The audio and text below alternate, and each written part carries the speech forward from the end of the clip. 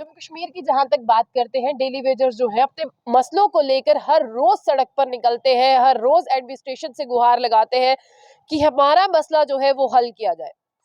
जहां पर आप देख रहे हैं, एक नोटिस मेरे हाथ में है, ये आपको पढ़कर बताऊंगी और ये 25 तारीख का है। लेकिन यहाँ पर ये है कि एडमिनिस्ट्रेशन जो है वो लद्दाख के मसले को देखकर जो है वो संजीदा लग रही है, जबकि जम्मू कश्मीर की बात करते हैं, कब से आप देखिए अगर सड़कें भरी है, डेली वेजर्स भाई रोज बाहर निकलते हैं, बहनें भी धरने पर बैठती हैं, लेकिन वो यही कहते हैं कि SRO 64 या SRO 5 से 20 के तहत जो है हमारी डिमांड्स को फुलफिल किया जाए। लेकिन यहाँ पर आपको बताएंगे कि एक नोटिस मेरे हाथ में है, पहले आप इस नोटिस को जो है वो देखिए कि किस तरह से यहाँ पर देखिए registration of daily rated worker और worker charge employees cover under SRO 64 of 1994। मैं आपको बता दूं कि ये सिर्फ लद्दाख के लिए है और ये देखिए नीचे हस्ताक्षर भी है और साथ ही साथ आपको ये तस्वीर दिखाने की कोशिश इसलिए कर रहे हैं क्योंकि क्या हमारे डेली वेजर्स इससे खुश हो या ना उम्मीद हो। ये जो नया सर्कुलर निकला है, क्या वो ऐसा सोचे कि आज लद्दाख की बारी है और कल मेरी बारी है, या वो ऐसा सोचे कि सिर्फ लद्दाख का काम होगा, हमारा नहीं होगा। क्योंकि जहां पर बात करते हैं, लेफ्टिनेंट गवर्नर मनोज सिन्हा ने सितंबर में कहा था कि डेली वेजर्स का मसला जो है वो जल्द से जल्द हल होगा, लेकिन अभी अक्टूबर आ चुका है, उनके मसले का कोई हल नहीं हुआ। वो आज भी धरने पर है। दिवाली वाले दिन उनकी जेब और थाली दोनों खाली थी। और इसके तहत आपको ये बताते हैं कि ये नोटिस क्या है। सर्कुलर नंबर 06LA-GAD 2022 जो कि 25/10/2022 को इशू किया गया है।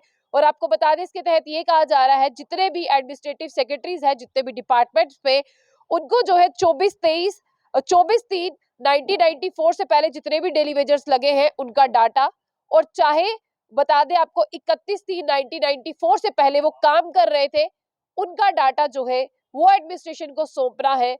और ये जो प्रोसेस है ये जल्द से जल्द शुरू हो जाना चाहिए। और जहां पर बात करते हैं, SRO 64 का हवाला यहाँ पर दिया जा रहा है और रेगुलाइजेशन रूल 1994 ही है। यहाँ पे आगे चलते हैं, आगे ये लिखा है कि pending regularisation cases of daily rated worker और worked charge employees under SRO 64, यानी ये सारे अंडर SRO 64 है। लेकिन 2015 की बात करते हैं, जब PDP और BJP की सरकार थी, तब इन्हें SRO 520 में लाया गया था, लेकिन आज तक जो है इन्हें फायदा नहीं मिल पाया, क्योंकि तब ऐसा कहा गया था कि कई बैकडोर एंट्रीज है।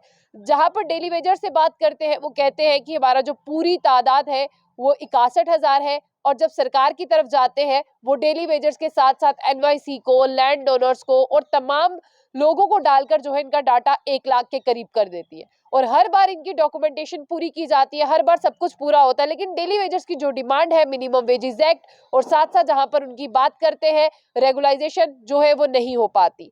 अब ये ऑर्डर कहता है, ऑर्डर 139F ऑफ 2015 19/8/2015, कि जब इन्हें लगाया गया था तब इन्हें SRO 520 के तहत लगाया गया था, फिर इनको SRO 520 में डाला गया था। लेकिन उसके बाद में ऐसा कहा गया कि कुछ बैकडोर एंट्रीज है, फिर इनका काम जो है वो रह गया। और महबूबा मुफ्ती भी अपनी प्रेस कॉन्फ्रेंस में काफी बार बोल चुकी है कि जब मेरी सरकार थी मैंने तो हस्ताक्षर करके दे दिए थे, मेरे लिए तो सब कुछ जो है मैंने तैयार किया था, लेकिन जब बीजेपी की सरकार आई तो ये क्यों पक्के नहीं हो पाए। और बीजेपी वाले कहते हैं ये तो पाप की घंटी है, ये हमारे लगाए हुए नहीं है।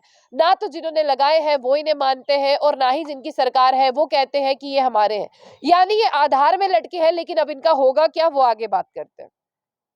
यहाँ पर जिस तरह से ये कहा जा रहा है डेली रेटेड वर्कर और वर्क चार्ज एम्प्लॉयज, यानी 31/3/1994 तक जो काम कर रहे थे अंडर SRO 64 और 24/3/1994 को जो सब लगाए गए थे, उन्हें जहां तक बात करते हैं, अब उनकी जो है रिपोर्ट्स तैयार करें, जितने भी विभाग में है वो SRO 64 के अंदर जो है उनकी रेगुलाइजेशन की बात हो रही है और उनका डाटा जो है वो मांगा जा रहा है एडमिनिस्ट्रेटिव सेक्रेटरी से।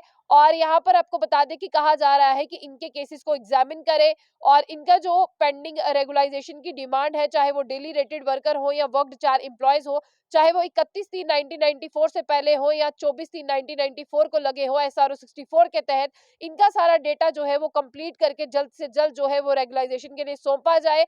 The issue with the approval of the competent authority Zakir Hussain, deputy secretary to the administration. और साफ तौर पर आपको बता दें ये लद्दाख के लिए था, यानी जम्मू कश्मीर के लिए अभी इसमें कुछ भी नहीं। जो ढोल नगाड़े पीटे जाते हैं जम्मू कश्मीर के डेली वेजर्स के लिए कुछ भी नहीं है। और क्या डेली वेजर्स अब खुश हो या ना खुश हो, ये आने वाला वक्त बताएगा, क्योंकि डेली वेजर्स अगर ये सोच के खुश होते हैं आज लद्दाख में है कल हमारी बारी, तो भी ठीक है। क्या वो ये सोचे कि हमें छोड़ दिया और लद्दाख को चुन लिया? और अगर लद्दाख की पॉपुलेशन की कंपैरिजन करें जम्मू कश्मीर से उसकी तादाद बहुत कम है। सरकार 1 लाख डेली वेजर कहती है, जबकि डेली वेजर कहता है कि हम 61,000 है, और सरकार कहती है कि डेली वेजर्स मतलब एनवाईसी, लैंड डोनर जितने भी बचते हैं, चाहे वो मेडिकल डिपार्टमेंट में हो डेली वेजर्स, वो सब जो है इस डेली वेजर्स में आते हैं, यानी डेली रेटेड वर्कर्स में आते हैं। तो आपको क्या लगता है, डेली वेजर को अब खुश होना चाहिए? और डेली वेजर्स भी बहुत सारे हमें देख रहे होंगे, आप खुश हैं या मायूस है, ये आपको बताना है, क्योंकि प्रोटेस्ट आपने बहुत लंबा कर लिया। कहीं ना कहीं गवर्नर जो हमारे लेफ्टिनेंट गवर्नर है, उन्होंने खुद कहा था आपके बारे में, लेकिन अभी तक आपकी कमेटी की रिपोर्ट जो है वो नहीं आई।